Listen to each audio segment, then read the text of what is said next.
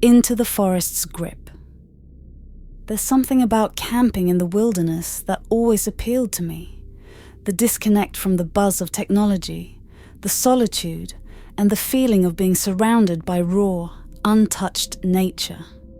So when my friend Chris suggested a weekend camping trip in a remote part of the state forest, I didn't hesitate.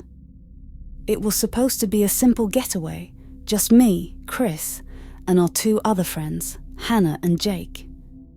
We loaded up our gear, packed the essentials, and drove for hours until the roads turned to dirt and the cell service disappeared.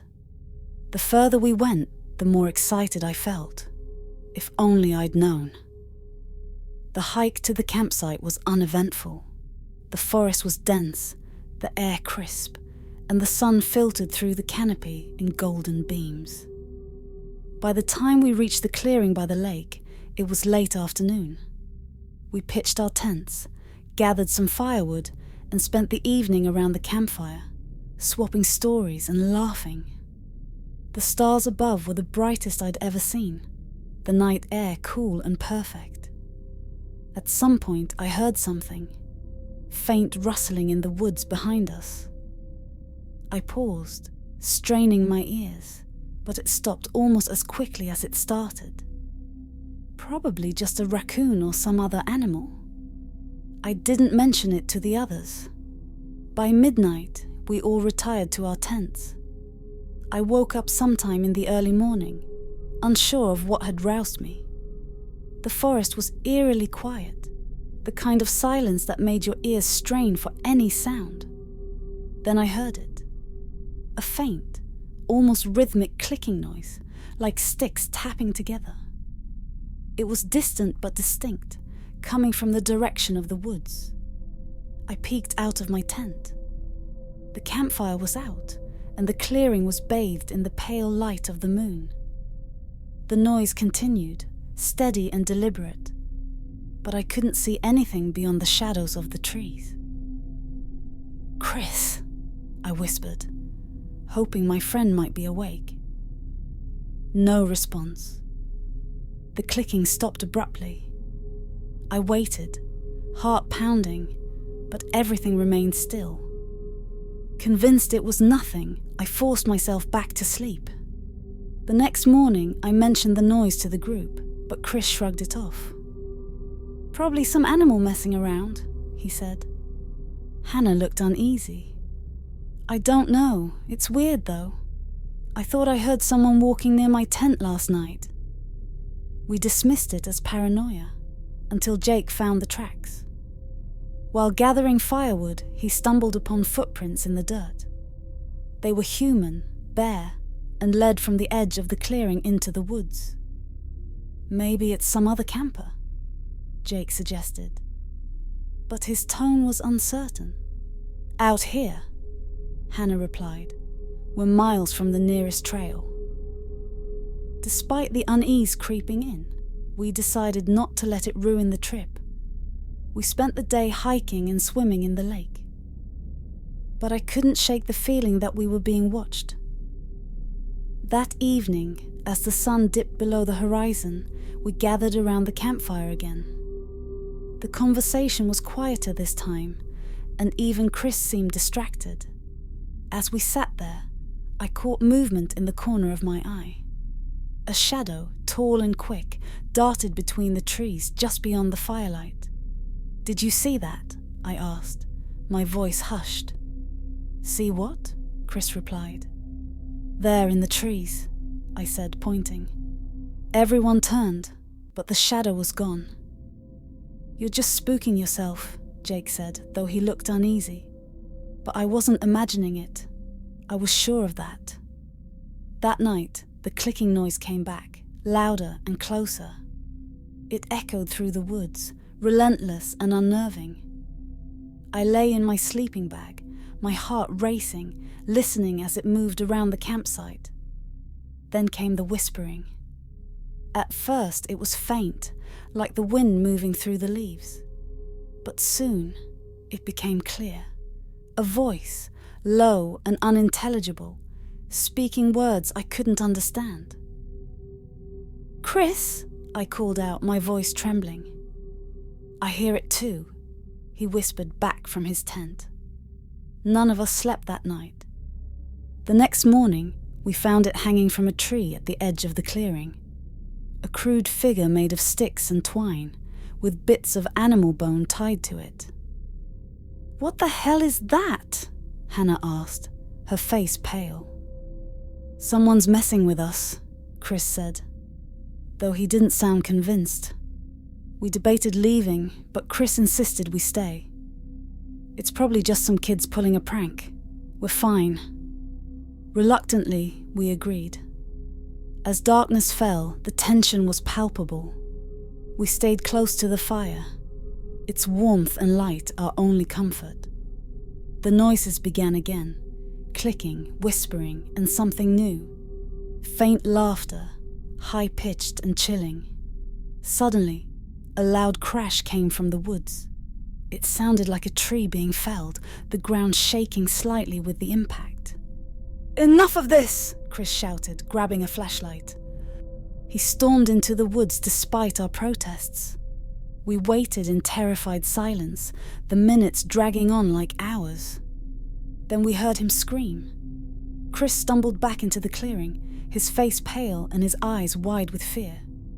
"We're leaving. Now," he said, his voice shaking. "What happened?" Jake asked. I don't know what I saw. It wasn't human. It was tall, and its face." He stopped, unable to continue. We didn't ask any more questions. As we packed up in a frenzy, the noises grew louder. The whispers turned into guttural growls, and shadows moved between the trees, circling us. The fire suddenly went out, plunging us into darkness. Panic set in as we grabbed our gear and bolted down the trail, the sounds of footsteps and laughter chasing us. We didn't stop until we reached the car. To this day, I don't know what we encountered in those woods. We've never gone back, and none of us talk about it much. Sometimes, though, I wake up in the middle of the night, convinced I can hear faint clicking outside my window. The Hollow Grove incident. Camping was something Sophia and I always looked forward to. It was our way of escaping the monotony of city life and reconnecting with nature. This time, we chose a secluded spot in Hollow Grove, a place we'd heard about from an old friend. They said it was beautiful, untouched by human hands, but there was something in their tone, almost a hesitation, that I ignored at the time. The drive there was uneventful, though the road leading into Hollow Grove felt increasingly isolated. The GPS gave up halfway through, leaving us to rely on a printed map. The trees grew denser, their towering forms blotting out the sun. And by the time we found a clearing, the light had faded into an eerie twilight. "This place is perfect," Sophia said, her voice tinged with awe as she stepped out of the car. I nodded, though I couldn't shake the unease creeping up my spine.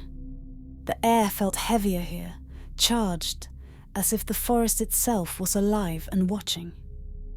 We set up our tent near a shallow stream, the sound of running water a soothing backdrop. As I unpacked, I noticed something odd. A ring of stones just beyond the tree line. They were arranged in a near-perfect circle, each one marked with strange, jagged carvings. "Hey, check this out," I called to Sophia. She joined me, her brow furrowing as she examined the stones. Weird. Maybe some kind of forest art? People do that kind of thing, right? "Maybe," I replied, though the carvings didn't feel like art. They felt deliberate. We decided to leave the stones alone and focus on enjoying our evening. The fire crackled warmly as we roasted marshmallows and shared stories. For a while, I forgot about the strange stones. But as night fell, the forest grew unnervingly quiet. The usual symphony of crickets and rustling leaves was replaced by an oppressive silence. "I don't hear anything," Sophia said, her voice barely above a whisper. "Probably just the wind," I lied. We crawled into the tent around 10 p.m., our lantern casting a soft glow on the fabric walls. Just as I was drifting off, a sharp crash jolted me awake. Sophia sat up instantly. "What was that?" "Stay here," I said, grabbing the flashlight. I unzipped the tent and stepped outside. The beam of light cut through the darkness, illuminating the clearing. At first, I saw nothing out of place. Then I noticed it. Our cooler, which had been sitting by the fire pit, was now lying on its side, its contents spilled across the ground. "An animal, maybe," Sophia suggested, stepping out of the tent behind me.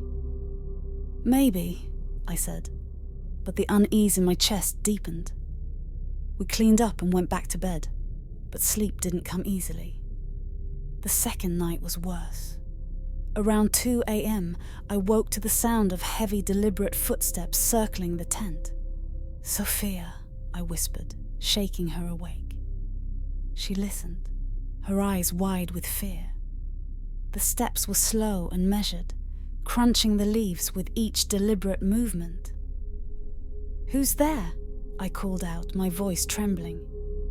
The footsteps stopped abruptly. The silence that followed was deafening. I grabbed the flashlight again and stepped outside, Sophia clutching my arm. The clearing was empty. No signs of animals, no tracks, nothing. "Let's just go back inside," Sophia said, her voice shaky.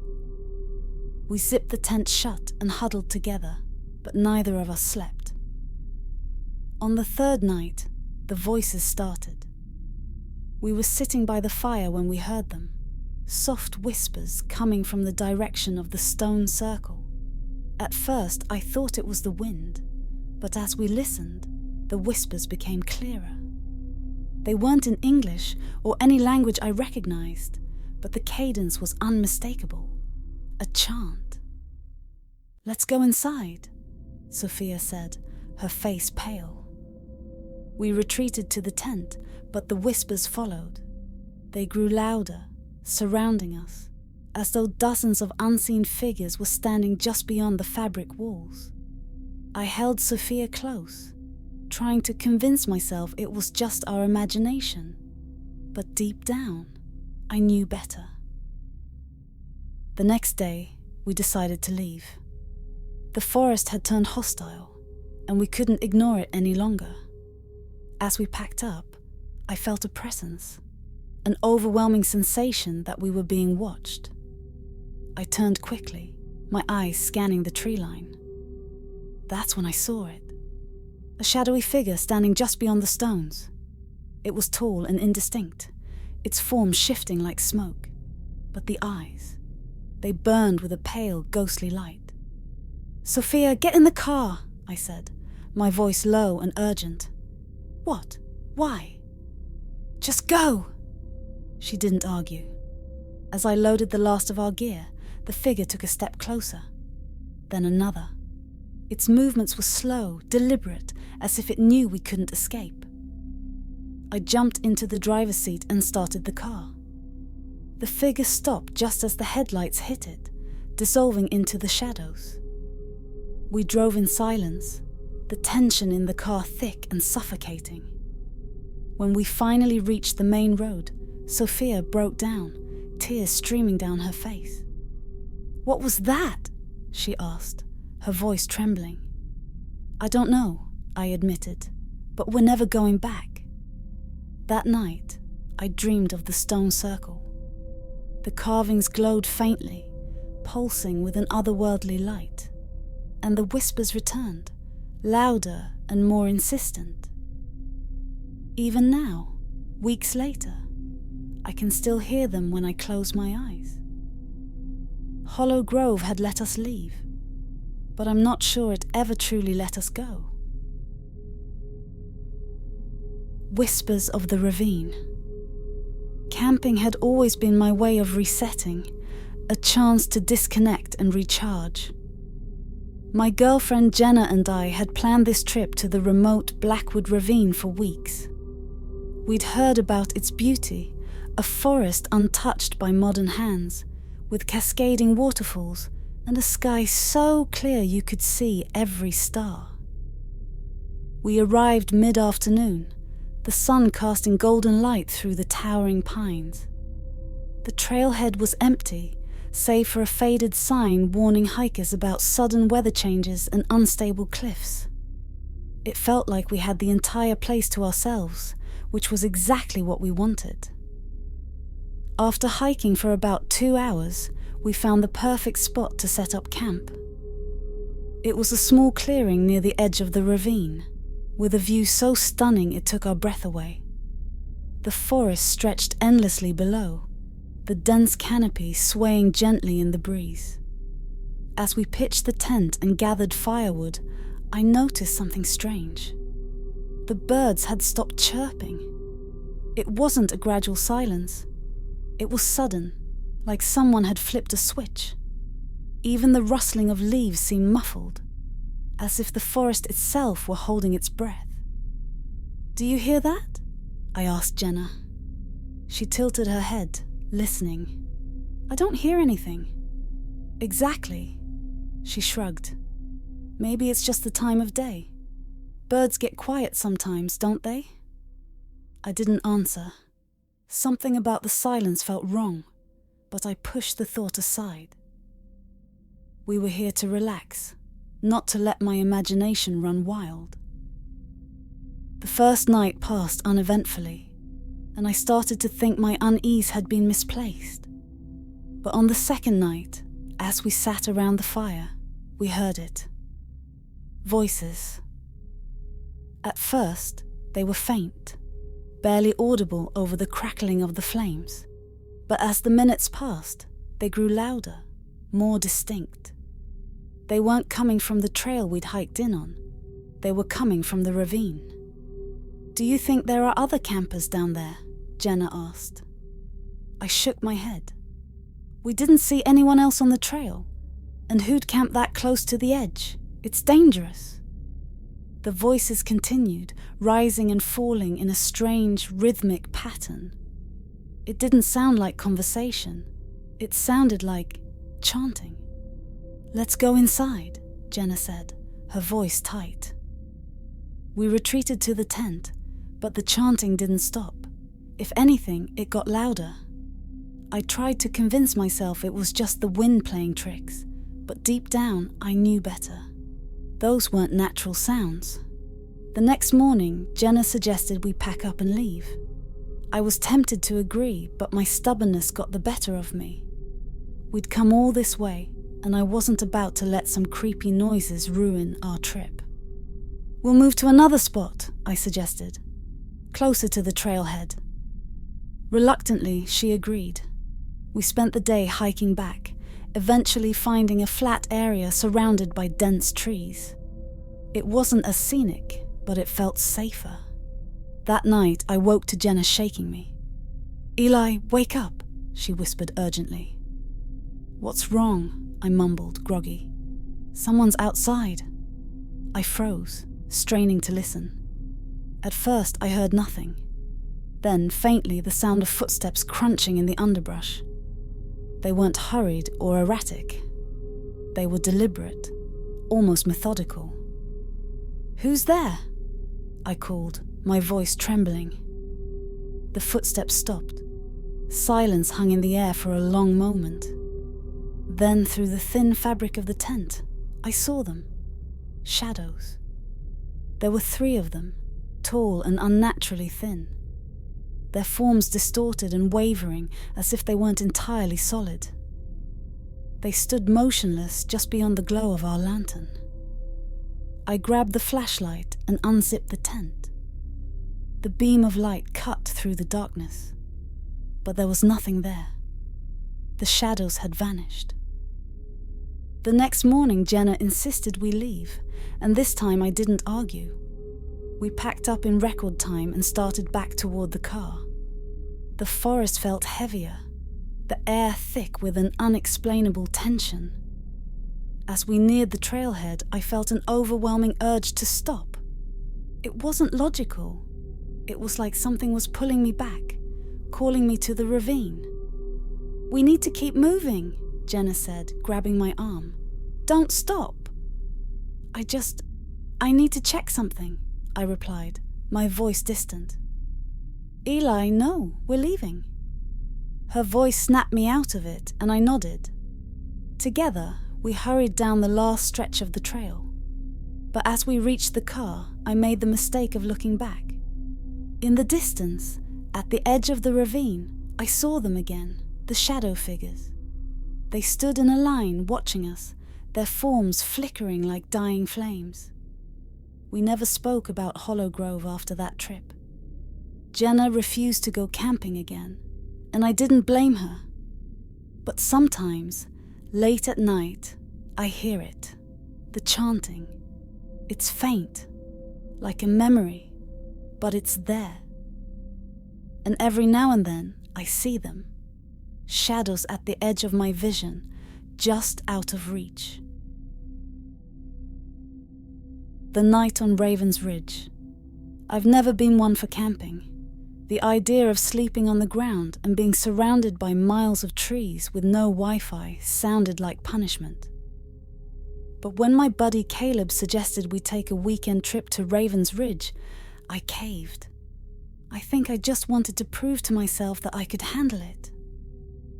Caleb was the outdoorsy one, always posting pictures of him fishing or hiking. Me, I was a city guy through and through.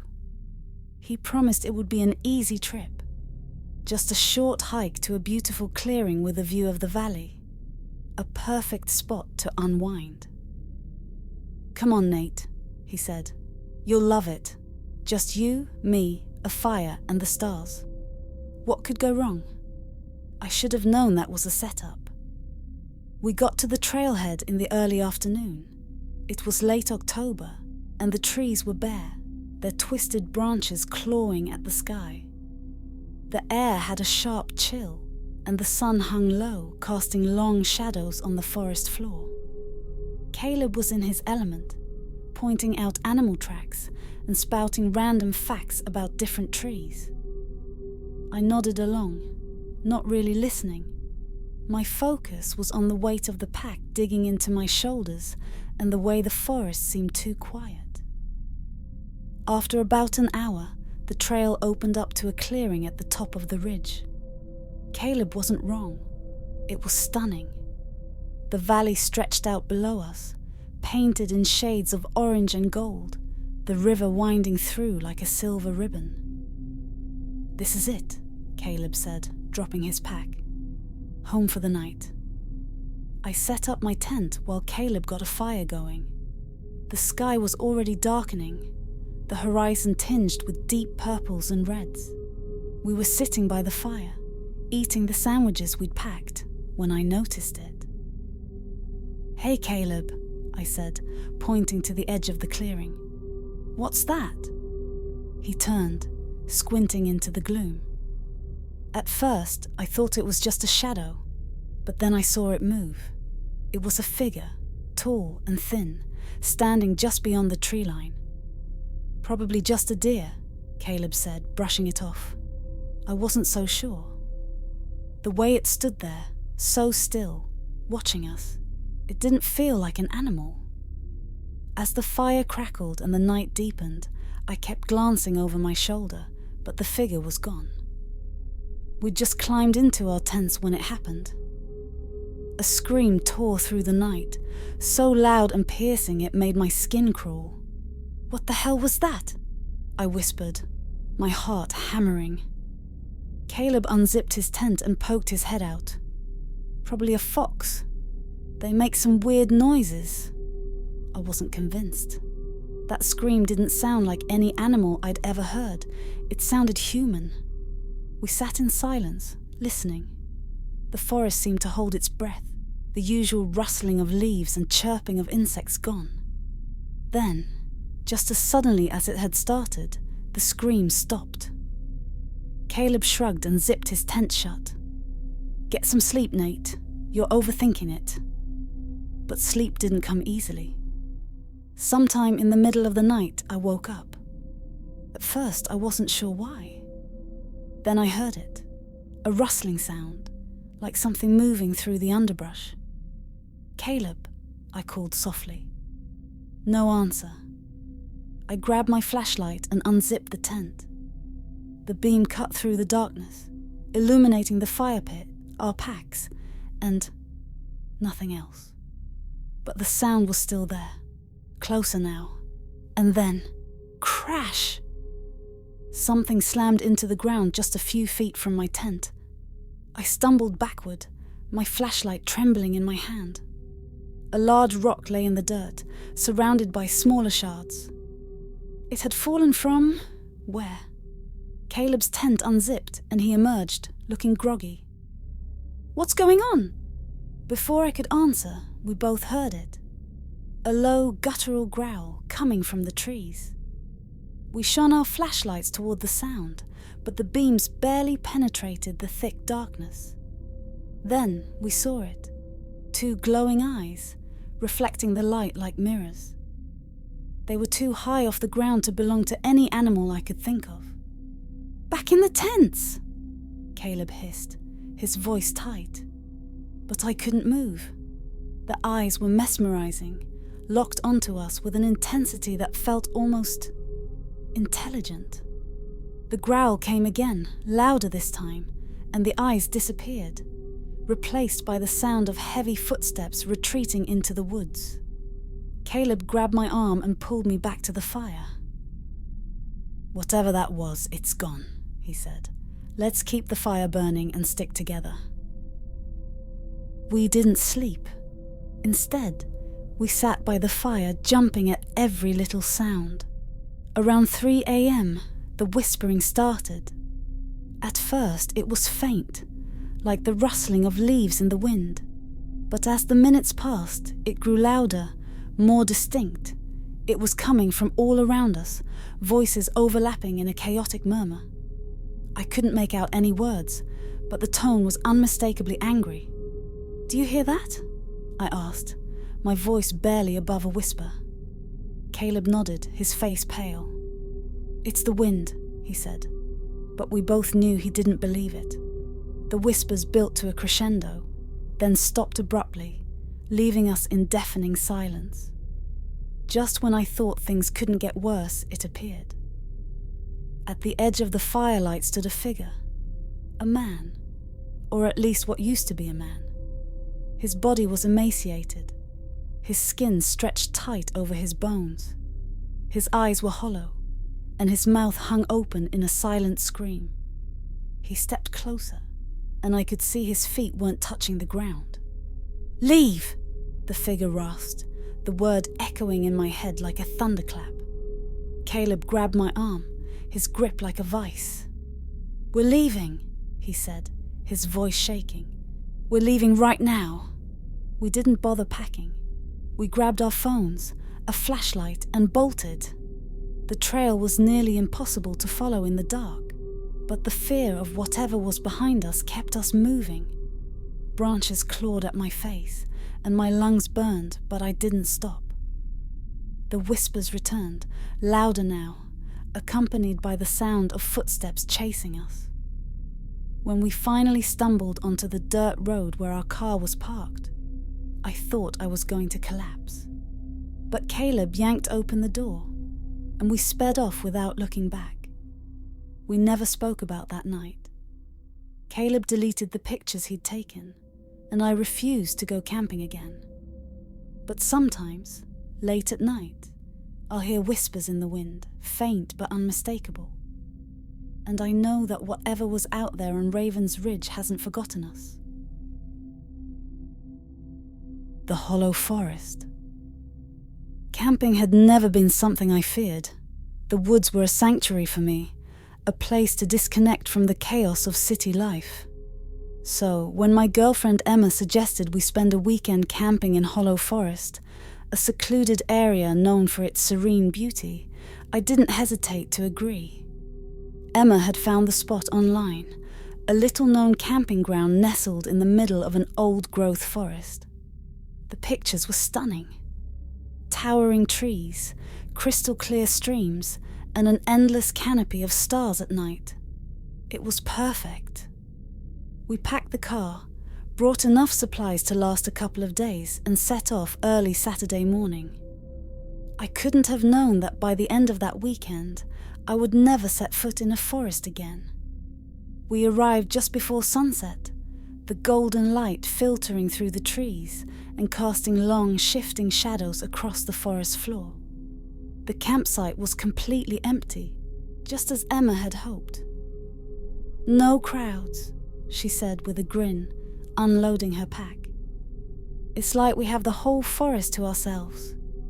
We set up the tent, started a fire, and cooked a simple dinner as the sun dipped below the horizon. The air grew colder, and the forest seemed to wrap itself around us like a living thing, the trees pressing in closer as the darkness deepened. As we sat by the fire, Emma tilted her head, listening. "Do you hear that?" she asked. I paused, straining my ears. Nothing, just the crackle of the fire and the occasional chirp of a cricket. "Nope," I said, "probably just the wind." But Emma didn't look convinced. The sound woke me in the middle of the night. It wasn't loud, but it was unmistakable. A low, haunting whistle, rising and falling in an eerie tune. I sat up, my breath visible in the freezing air. Emma was still asleep, her face peaceful in the dim light of the lantern we'd left on outside the tent. "Hello?" I called softly, feeling foolish but unable to stop myself. The whistling stopped. For a moment, the silence was so complete it felt suffocating. Then, slowly, it started again, closer this time. I unzipped the tent and stepped out, shivering as the cold bit into my skin. The forest was alive with shadows, the moonlight barely piercing the thick canopy above. "Who's there?" I demanded, trying to sound braver than I felt. The whistling stopped again, replaced by the sound of rustling leaves. I shone my flashlight in the direction of the noise, but there was nothing there. Just trees. The next morning, I told Emma about the whistling. She laughed it off, saying it was probably just the wind or some nocturnal animal. But as we hiked deeper into the forest that day, I couldn't shake the feeling that we were being watched. Every so often, I'd catch movement out of the corner of my eye, quick, darting shapes just beyond the edge of my vision. When I mentioned it to Emma, she shrugged. "It's a forest, Nate. There are animals everywhere. You're just not used to it." I wanted to believe her. But that night, as we sat by the fire, I saw them. At first, I thought it was the play of the flames, casting strange shadows among the trees. But as I looked closer, I realized the shapes weren't shadows. They were faces, pale, hollow, and barely distinguishable from the bark of the trees. "Emma," I whispered, nudging her. She turned, following my gaze. Her eyes widened. "Do you see that?" I nodded, my throat dry. The faces didn't move, didn't blink.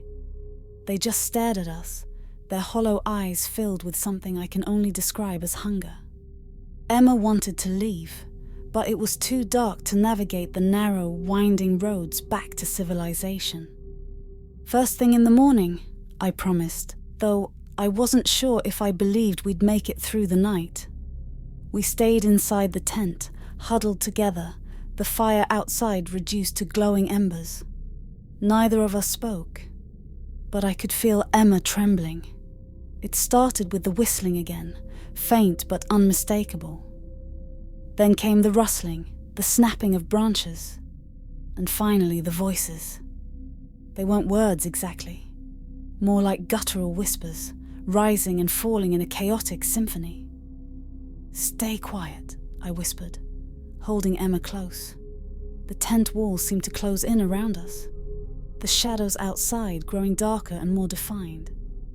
I could see the faint outlines of figures circling the tent, their movements jerky and unnatural. Then, the tent zipper began to move. "Stop!" I shouted, grabbing the nearest object, a flashlight, and slamming it against the zipper. The movement stopped, but the whispers grew louder, more insistent. The tent began to shake violently, as if something, or many somethings, were clawing at it from all sides. Emma screamed, clutching my arm. "Nate, what's happening?" "I don't know," I shouted back, trying to keep the panic from overwhelming me. Suddenly, the shaking stopped. The forest fell silent. For a moment, I thought it was over. Then the tent collapsed inward, the fabric pressing against us as if an invisible force was crushing it. "Run!" I yelled, grabbing Emma's hand and pulling her out of the tent. We didn't stop to grab our things. We bolted through the forest, the flashlight beam bouncing wildly as we stumbled over roots and rocks. Behind us, the whispers returned, accompanied by a low, guttural growl that seemed to vibrate through the air. The faces were everywhere now, appearing on tree trunks and in the shadows between branches. Their hollow eyes followed us, their mouths twisted into grotesque, silent screams. When we finally burst out of the forest and onto the dirt road where our car was parked, I felt like I could collapse. But Emma grabbed my arm, pulling me toward the vehicle. We jumped in, slammed the doors, and sped off, leaving the forest, and whatever was in it, behind us. We never went back for our things. Whatever we left in Hollow Forest could stay there. I don't know what we encountered that night, but I do know this. The woods are not empty. Something lives there, something ancient and malevolent, and it's waiting. The shadow in the pines. I've always loved the outdoors. There's something about being surrounded by nature that clears the mind and soothes the soul.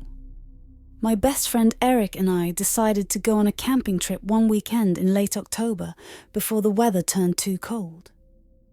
The spot we picked was in Pine Hollow, a remote campground about an hour outside the small town we grew up in. It was quiet, the kind of place where you didn't have to worry about noisy tourists or overcrowding. We packed our gear into Eric's old Jeep and headed out early Saturday morning. The sky was crisp and clear, the sun rising in golden streaks over the horizon. It felt like the perfect day for an adventure. But by the end of the trip, I knew I'd never go back to Pine Hollow or any forest ever again. We arrived at Pine Hollow by noon. The towering pine trees stretched high above us, their tops swaying gently in the breeze. The air smelled of earth and wood, and the only sounds were the rustle of leaves and the occasional chirp of a bird. It was peaceful, too peaceful maybe. Eric and I set up our tent at the edge of a clearing, near a shallow creek that cut through the trees. It was a perfect spot. We unpacked, lit a small fire for lunch, and spent the rest of the day exploring the trails that wound through the forest. The place felt untouched, like we were the first people to walk there in years. By the time the sun set, we were back at camp, sitting by the fire, roasting marshmallows and talking about everything from work to childhood memories. The darkness pressed in around us, but the fire kept it at bay. Then, just as we were about to turn in for the night, we heard it. A low, distant hum, almost like someone was singing. "Do you hear that?" I asked Eric, my marshmallow forgotten as I strained my ears. He nodded, frowning. "Yeah. What the hell is that? There's no one else out here, right?" I shrugged, but a chill crept up my spine. The sound was faint, barely audible over the crackle of the fire, but it was definitely there. It wasn't a bird or the wind. It sounded human, almost like a woman humming a tune. But it had no melody, just a repetitive, unsettling rhythm that sent goosebumps crawling over my skin. "Probably just the wind," Eric said after a moment, though he didn't look convinced. We decided to ignore it and went to bed. But as I lay in my sleeping bag, staring at the shadows cast on the tent walls, I couldn't shake the feeling that something or someone was out there. The next day passed uneventfully, though neither of us mentioned the humming. It was like an unspoken agreement to pretend it hadn't happened. We spent the morning hiking deeper into the forest, following trails that twisted through the pines and up small hills. The forest was beautiful, but I couldn't shake the feeling that we were being watched. Every so often, I'd turn quickly, thinking I'd seen something move out of the corner of my eye. But there was never anything there, just trees and shadows. By the time we returned to camp, the sun was dipping below the horizon, casting long, eerie shadows across the clearing. We cooked dinner, but neither of us felt like lingering by the fire. We turned in early, hoping a good night's sleep would shake the unease that had settled over us. It was the sound of footsteps that woke me. At first, I thought it was Eric, maybe stepping out of the tent to pee. But as I listened, I realized the footsteps weren't his. They were heavy, deliberate and slow, circling the tent. "Eric," I hissed, my voice barely more than a whisper. "What?" he mumbled, groggy. "Do you hear that?" I whispered. He sat up, his face tense as he listened. The footsteps continued, crunching over the pine needles just outside. "Who's there?" Eric called out, his voice loud and firm. The footsteps stopped. For a moment, there was silence, the kind that presses in on your ears and makes your heart pound louder. Then, from the other side of the tent, a low, guttural growl. We didn't wait to see what it was. Grabbing the flashlight, we bolted out of the tent, shining the beam around the clearing. But there was nothing there. The forest was empty, the trees still and silent, as if holding their breath. "Probably a bear," Eric muttered, though his voice wavered. "Let's just get back in the tent." But I couldn't. I kept scanning the trees, feeling like if I looked away, something would lunge out of the darkness. Finally, Eric grabbed my arm and pulled me back into the tent. We didn't sleep much that night. The growl haunted me, replaying in my mind over and over. It wasn't the sound of an animal. It was too deep, too unnatural, and it wasn't alone. As the hours crept by, we began to hear whispers, faint, unintelligible voices just outside the tent. They seemed to come from everywhere and nowhere at once, growing louder and then fading away only to start again. We decided to leave the next morning, but the forest had other plans. Around midnight, the tent began to shake violently, as if something were clawing at it from all sides. We grabbed our flashlights and bolted out again, but this time we saw them. The shadows. They were tall and thin, darker than the night itself, standing motionless among the trees. Their heads were tilted at unnatural angles, their eyes glowing faintly red in the dark. "What the hell?" Eric whispered, his voice shaking. The shadows didn't move, didn't make a sound. They just stood there watching us. Then, one by one, they began to step forward. "Run!" I shouted, grabbing Eric's arm. We ran blindly through the forest, the flashlight beam bouncing wildly as we stumbled over roots and rocks. The whispers grew louder, now accompanied by that guttural growl that seemed to vibrate through the air. The shadows followed us, appearing in the corners of our vision, disappearing as soon as we turned to look. It felt like the forest itself was alive, closing in around us. When we finally burst out onto the dirt road where the Jeep was parked, we didn't stop. We jumped in, started the engine, and tore out of there, leaving Pine Hollow and whatever haunted it behind us. We never spoke about that night, not to each other or anyone else, but I know we both carry it with us. The memory of those shadows and the feeling of being watched. I don't know what lives in Pine Hollow, but it's not human and it's not kind. The forgotten clearing. Camping had always been a tradition for my group of friends. Every summer we'd choose a new spot, pack up our gear, and escape from the noise of our daily lives. This year it was Jack's turn to pick the location. He was always the adventurous one, constantly seeking out the most remote and offbeat places. He found a clearing deep in the pine barrens, far from any marked trails. It wasn't an official campground, just a forgotten space in the middle of the woods that someone on an obscure forum claimed was perfect for camping. "It'll be great," Jack said as we loaded our gear into his truck. Completely off the grid, no cell service, no distractions, just us and nature. I wasn't as enthusiastic as Jack, but the rest of the group, Lisa, Danny and Clara, seemed excited, so I went along with it. By the time we reached the dirt road leading to the clearing, the sun was already dipping below the horizon. The clearing was as isolated as Jack promised. The tall pines surrounded it on all sides, their branches forming a dense canopy that made it feel like the world ended just beyond the trees. A strange stillness hung in the air, broken only by the occasional rustle of leaves or the distant call of a bird. We set up camp quickly, pitching 2 tents and starting a fire. The flames cast long shadows across the clearing, and I couldn't shake the feeling that the shadows were moving in ways they shouldn't.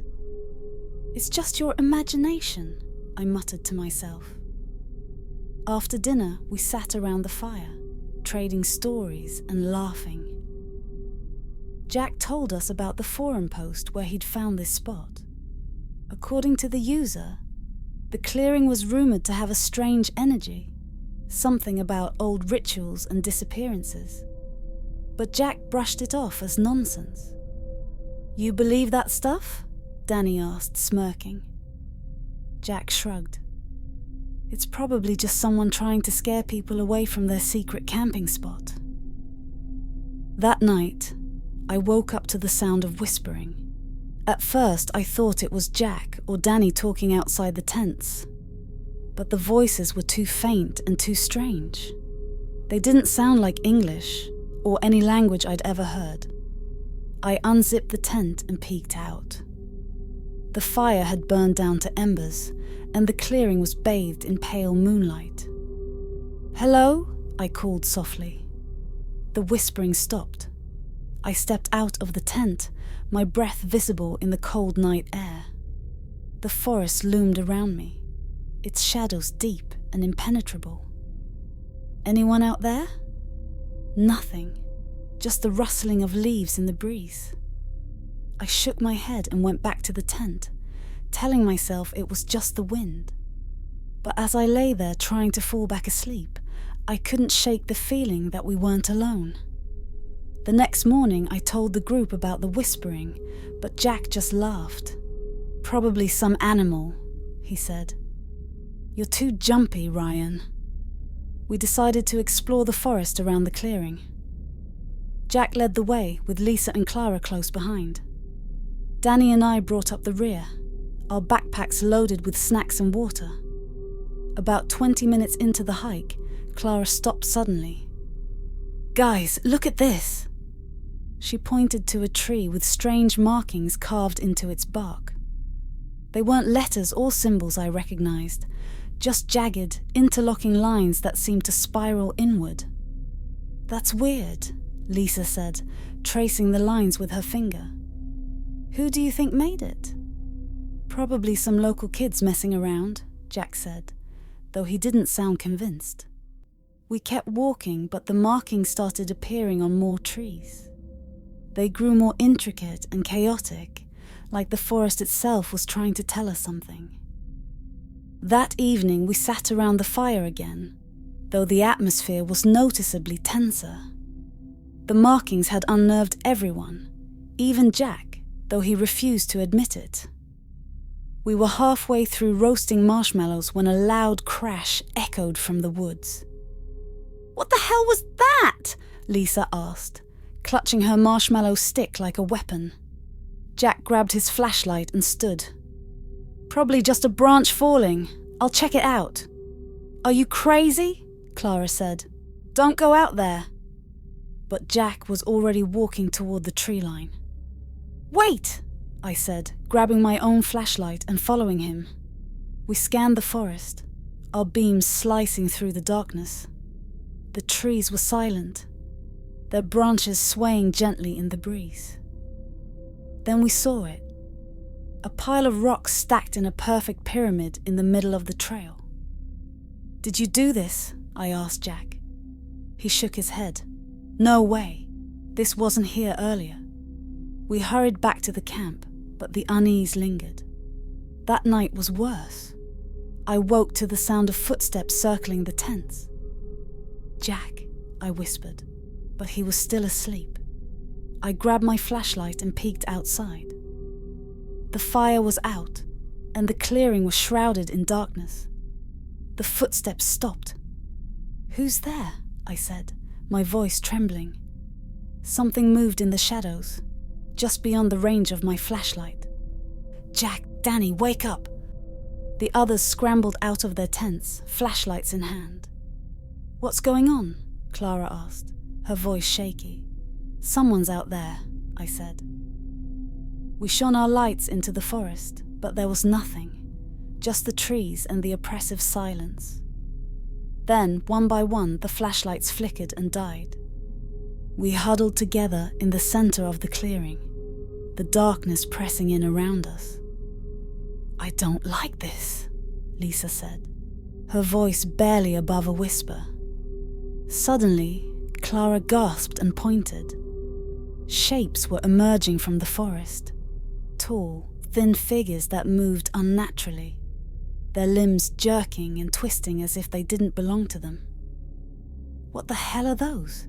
Danny whispered. The figures stopped at the edge of the clearing, their hollow eyes fixed on us. Then slowly, they began to move closer.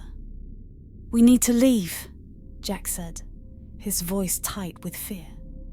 We grabbed what we could and ran, leaving the tents and the firewood behind. The forest seemed to close in around us, the trees growing denser with every step. The figures followed, their footsteps heavy and deliberate. "Faster," Jack shouted. But no matter how fast we ran, the figures stayed close. Lisa tripped, crying out as she hit the ground. I turned back to help her, but one of the figures was already there, its hand reaching for her. "Get away from her!" I yelled, swinging my flashlight. The figure recoiled, its form dissolving into smoke. We pulled Lisa to her feet and kept running until we burst out of the forest and onto the dirt road where our car was parked. We drove in silence, the forest receding into the distance behind us. No one spoke about what we'd seen, or what had chased us. When we finally reached home, I did some research on the Pine Barrens. It turns out Jack's forum wasn't entirely wrong about the clearing. It had a history, a dark one, filled with disappearances and strange occurrences. I haven't been camping since. The Whispering Pines. I always loved camping. There was something peaceful about being surrounded by nature, away from the noise and chaos of everyday life. So when my girlfriend Emily and I planned a weekend trip to a remote campsite deep in the Whispering Pines forest, I couldn't have been more excited. The drive was long, the kind that makes your back ache and your legs go numb. But the forest was stunning when we finally arrived. Towering pine trees stretched endlessly into the sky, their needles creating a soft carpet beneath our feet. A gentle breeze whispered through the branches, almost musical. We found a small clearing beside a narrow stream and set up our tent. The isolation was perfect. No other campers, no sound of distant traffic. Just us, the forest, and the promise of a quiet escape. Or so we thought. The first night was calm. We cooked over a small fire, telling stories and laughing until the stars came out. Afterward, we crawled into the tent and fell asleep quickly, lulled by the distant rustle of the wind through the pines. But around midnight, I woke up. Something had startled me, though I couldn't figure out what. I lay still, listening intently. At first, I heard nothing but the occasional creak of a tree swaying in the wind. Then faintly came a sound, a soft, high-pitched whisper. At first, I thought it was the wind. But as I listened, the whisper grew louder, more distinct. It wasn't just noise, it was words. I couldn't make out what they were saying, but the cadence was rhythmic, almost like chanting. "Emily," I whispered, shaking her gently. "Do you hear that?" She stirred, groggy. "Hear what?" I hesitated. The sound was gone. "Never mind," I muttered, feeling foolish. She turned over and fell back asleep, but I lay awake for hours, my ears straining for the whispering to return. The next morning, the unease lingered. I didn't tell Emily about the whispering. I didn't want to freak her out. Instead, I busied myself gathering firewood while she explored the stream.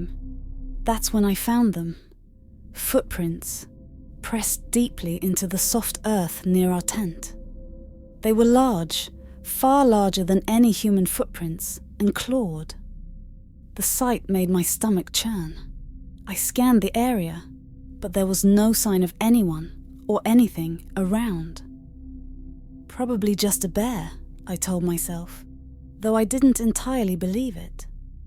When Emily returned, I casually mentioned that we should keep the food locked away, just in case of wildlife. She agreed, and we spent the rest of the day hiking through the forest. But I couldn't shake the feeling that we were being watched. That evening, the atmosphere felt heavier. The breeze that had gently swayed the trees the day before was gone, replaced by an oppressive stillness. Even the birds were silent. As we sat by the fire, roasting marshmallows, Emily froze mid-laugh. Her eyes locked onto something in the distance, just beyond the tree line. "What is it?" I asked, my voice low. She pointed, her hand trembling. "Over there." I thought I saw someone. I turned quickly, scanning the trees with the flashlight. At first, I saw nothing. But then, just as I was about to lower the beam, I caught a glimpse of movement. A shadow darting between the trunks. Too fast and too large to be human. "Probably just an animal," I said, trying to sound confident. Emily nodded, but her face was pale. That night, I kept the fire burning longer than usual. Its glow a small comfort against the encroaching darkness. I don't know how long I'd been asleep when the screaming started. It wasn't human, more like a guttural wail, deep and reverberating, echoing through the trees. I sat bolt upright, my heart pounding. Emily was already awake, clutching my arm. "What the hell is that?" she whispered. "I don't know," I said, grabbing the flashlight. "Stay here." I unzipped the tent and stepped outside, my breath clouding in the cold night air. The forest was pitch black, the fire reduced to smouldering embers. The screaming had stopped, but the silence that followed was worse. It was the kind of silence that pressed against your ears, making every tiny sound seem amplified. Then I saw it. Eyes. Two glowing red orbs staring at me from the darkness, unblinking. They were high off the ground, far too high for any animal I could think of. Get back inside!" Emily hissed from the tent. I didn't need to be told twice. I scrambled back inside and zipped the flap shut, as though that thin layer of nylon could protect us from whatever was out there. When morning finally came, I was exhausted, but relief washed over me as sunlight filtered through the trees. We packed up quickly, both of us eager to leave the campsite. As we dismantled the tent, Emily froze again. "Look at this," she said, pointing to the side of the tent. Long, deep scratches ran down the fabric, cutting through it like a knife. They hadn't been there the night before. "Let's go," I said, my voice firm. Emily didn't argue. But as we started toward the trailhead, I noticed something else, markings on the trees around the clearing. Strange symbols carved deep into the bark.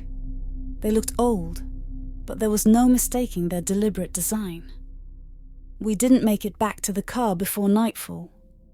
The trail seemed to stretch on endlessly, twisting and turning in ways I didn't remember from the hike-in.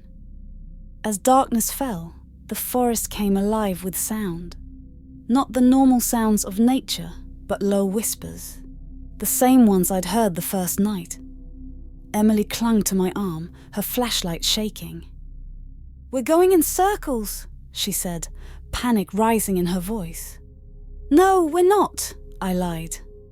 I was just as lost as she was, but I didn't want her to know.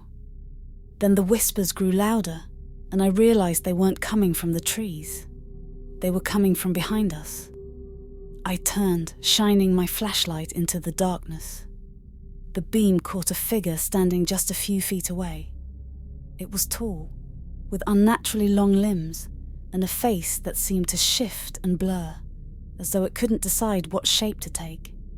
Its eyes, those same glowing red eyes, bored into mine. "Run!" I shouted, grabbing Emily's hand. We sprinted through the forest, branches clawing at our faces and arms. The whispers followed, growing louder, more insistent. I didn't dare look back. When we finally stumbled into the parking lot, the car was the most beautiful thing I'd ever seen. We jumped in and I fumbled with the keys, my hands shaking. The engine roared to life, and I slammed on the gas, speeding away from the forest. As we drove, I glanced in the rearview mirror. For a split second, I saw them. Dozens of figures standing at the edge of the trees, their red eyes glowing like embers in the darkness. We never went camping again. Thanks for joining our spooky story time. Bloody subscribe and keep the nightmares coming. Good night.